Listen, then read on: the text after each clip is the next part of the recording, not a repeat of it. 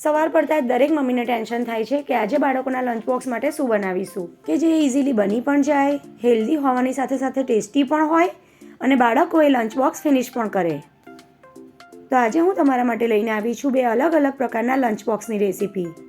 બંને recipes healthy પણ છે, ટેસ્ટી પણ છે અને ફટાફટ બની પણ જાય છે.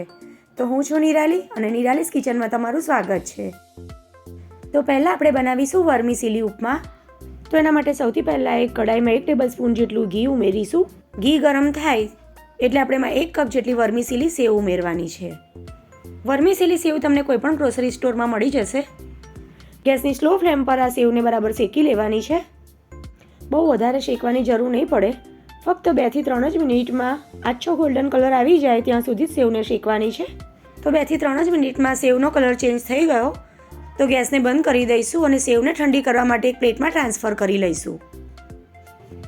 હવે સેવ ઠંડી થાય ત્યાં સુધી આપણે એ જ કઢાઈમાં 2 કપ જેટલું પાણી ઉમેરવાનું છે અને પાણીને ગરમ કરવાનું છે. 1/2 ટેબલસ્પૂન જેટલું મીઠું ઉમેરી લઈશું અને બરાબર મિક્સ કરી લઈશું. 1 કપ સેવ માટે સેવથી ડબલ એટલે કે 2 કપ જેટલું પાણી ઉમેરવાનું છે. પાણી થોડું ગરમ થાય એટલે ઠંડી કરેલી વર્મીસિલી સેવને પાણીમાં ઉમેરી દઈએ અને બરાબર મિક્સ કરી દઈએ. આ રીતે સેવને થોડું ઘીમાં સાંતળી લેવાથી ઉપમા એકદમ સરસ છૂટા છૂટા બને છે.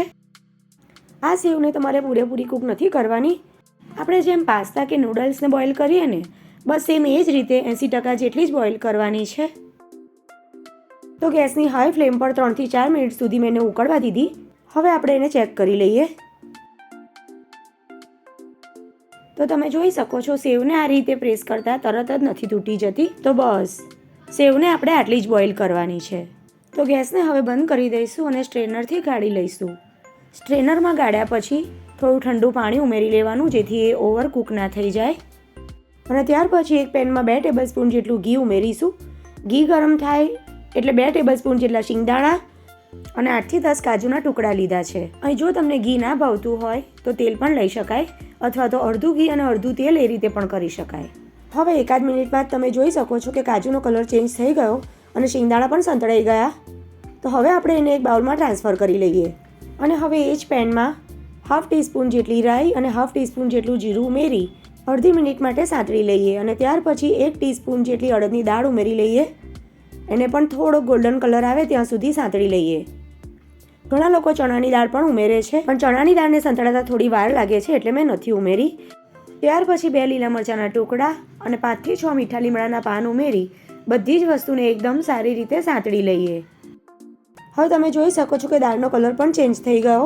ત્યારે આપણે એમાં એક ફાઇન ચોપ કરેલી ડુંગળી ઉમેરી દઈએ અને હવે ડુંગળી થોડી સોફ્ટ થાય ત્યાં સુધી સાંતળી લઈએ. ડુંગળી થોડી સંતળાઈ જાય ત્યાર પછી આપણે એમાં 1 ઇંચ જેટલું ફાઇન ચોપ કરેલું આદું ઉમેરી દઈએ. તમે આદુની પેસ્ટ પણ ઉમેરી શકો છો. હવે એમાં 1/4 ટીસ્પૂન જેટલી હિંગ ઉમેરી દઈએ અને બરાબર મિક્સ કરી દઈએ. આદુની કચાશ જતી રહે ત્યાં સુધી સાંતળી લેવાનું છે. હવે બધી જ વસ્તુ સંતળાઈ જાય ત્યારે આપણે એમાં કેટલાક વેજીટેબલ્સ ઉમેરી લઈએ. તો અડધો કપ જેટલા વટાણા અને એક ઝીણું સમારેલું ગાજર ઉમેરી લઈએ. વટાણાને મેં 5 મિનિટ માટે બોઇલ કરી લીધા છે. બરાબર મિક્સ કરી લઈએ. જો તમને ફણસી અને કેપ્સિકમ ગમતા હોય તો એ પણ આમાં ઉમેરી શકાય. આ રીતે બરાબર મિક્સ થઈ જાય એટલે 1/2 ટીસ્પૂન જેટલું મીઠું ઉમેરી દેવાનું જેથી વેજીટેબલ્સ આપણા જલ્દી કૂક થઈ જાય. હવે ગેસની સ્લો ફ્લેમ કરી ઢાંકીને 2 થી 3 મિનિટ માટે થવા દઈએ. 2 થી 3 મિનિટ પછી ઢાંકણ ખોલી લઈએ. વેજીટેબલ્સને આપણે 100% કૂક નથી કરવાના. આપણે ખાઈએ અને એનો થોડો ક્રંચ ફીલ થાય બસ એટલા જ કૂક કરવાના છે. હવે 2 પિંચ જેટલો હળદર પાવડર ઉમેરી લઈએ. હળદર આમાં વધારે નથી ઉમેરવાની, લાઇટ યલો કલર આવે બસ એટલી જ ઉમેરવાની છે. બરાબર મિક્સ કરી લઈએ અને ત્યાર પછી આપણે એમાં સાંતળેલા કાજુ અને શિંગદાણા ઉમેરી લઈએ. મિક્સ કરી લઈએ. બરાબર મિક્સ થઈ જાય ત્યાર પછી આપણે એમાં ઉમેરવાની છે બોઇલ કરેલી વર્મીસિલી સેવ. તમે જોઈ શકો છો ઠંડી થઈ ગયા પછી પણ વર્મીસિલી આપણી એકદમ સરસ છૂટી છૂટી રહી છે.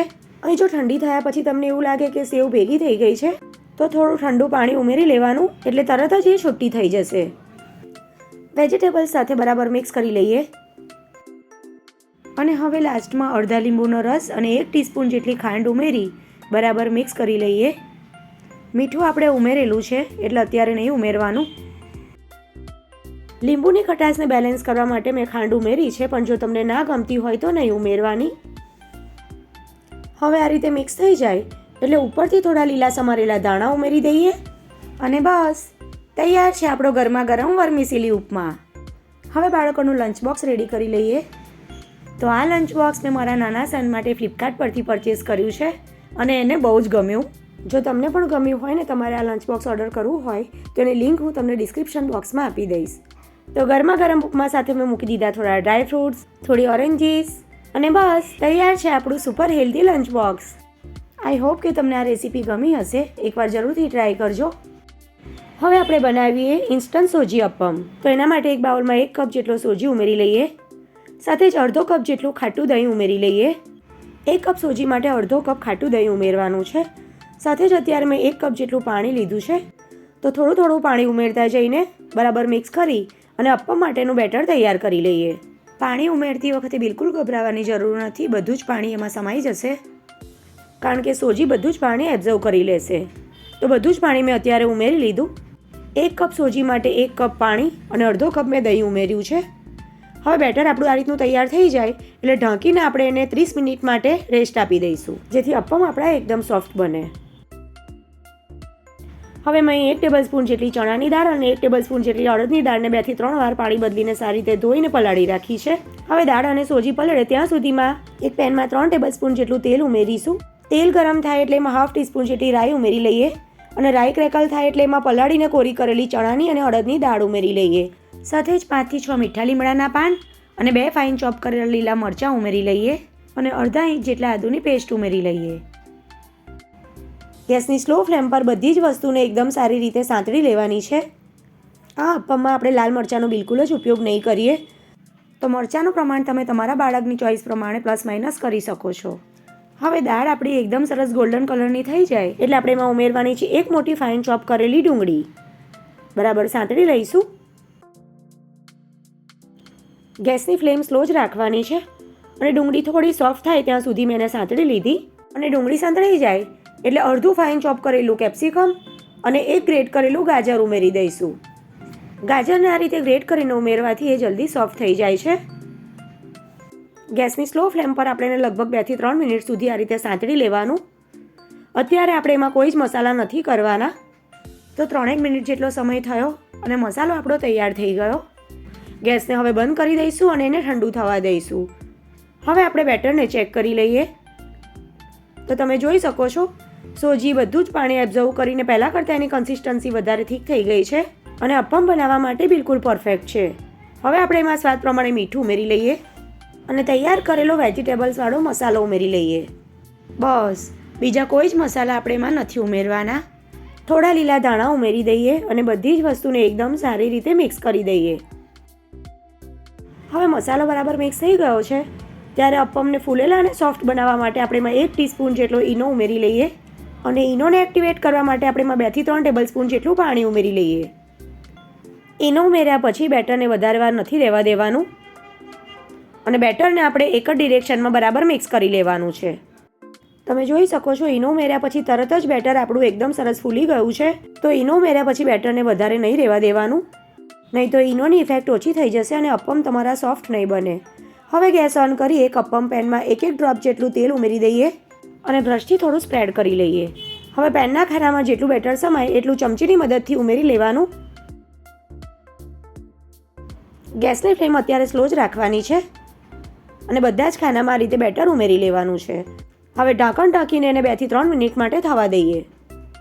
2 થી 3 મિનિટ પછી ઢાંકણ ખોલી લઈએ અને આપણે જે બેટર ઉમેર્યું હતું એની ઉપરની સપાટી ડ્રાય થઈ ગઈ છે. તો હવે આપણે એને આ રીતે ટર્ન કરી લઈશું જેથી નીચેની સાઈડ પર એની એકદમ સરસ ગોલ્ડન થઈ જાય. 2 થી 3 મિનિટ પછી જો તમને એવું લાગે કે ઉપરની સપાટી ડ્રાય નથી થઈ તો બીજી 1-8 મિનિટ સુધી ઢાંકીને થવા દેવાનું. તો બધા જ અપ્પમને મેં સાઈડ ચેન્જ કરી લીધી છે. હવે આપણે એને ઢાંકવાની બિલકુલ જરૂર નથી. આ રીતે ખુલ્લું જ 2 થી 3 મિનિટ માટે ફરી એને થવા દઈશું. સાઈડ ચેન્જ કર્યા પછી બીજું એક ટીપું આપણે તેલનું મૂકી દેવાનું જેથી નીચેની સાઈડ પણ એકદમ સરસ ક્રિસ્પી અને ગોલ્ડન થાય. તો 2 થી 3 મિનિટ ખુલ્લું થવા દીધા પછી તમે જોઈ શકો છો બંને સાઈડથી એકદમ સરસ ગોલ્ડન કલર સાથે એકદમ સોફ્ટ અને ટેસ્ટી એવા સોજીના અપ્પમ આપણા તૈયાર થઈ ગયા. તો એક પ્લેટમાં ટ્રાન્સફર કરી લઈશું અને બાકીના અપ્પમ પણ મેં સેમ એ જ રીતે તૈયાર કરી લીધા. મીન્સ કે બીજું લંચ બોક્સ પણ આપણું તૈયાર થઈ ગયું. અપ્પમ સાથે મેં સાઉથ ઇન્ડિયન ચટણી મૂકી છે. તમે ટોમેટો કેચઅપ પણ મૂકી શકો છો. સાથે જ મેં ફન એલિમેન્ટ માટે મારા કિડ્સના ફેવરિટ બિસ્કિટ્સ પણ મૂક્યા છે. એકદમ સિમ્પલ રેસીપી છે, ફટાફટ બની પણ જાય છે અને બાળકોને ભાવશે પણ ખરું. આઈ હોપ કે તમને આ બંને રેસીપી ગમી હશે. બાળકોને પણ ગમશે અને બનાવવામાં પણ એકદમ સિમ્પલ છે. તો બનાવજો અને મને જણાવજો કે તમને આજની આ બંને રેસીપી કેવી લાગી. રેસીપી ગમે તો વિડીયોને લાઇક કરજો, શેર કરજો અને આવી જ બીજી નવી રેસીપી જોવા માટે નિરાલીસ કિચનને સબસ્ક્રાઇબ કરજો. તો ફરી મળીશું એક આવી જ નવી રેસીપી સાથે. આવજો.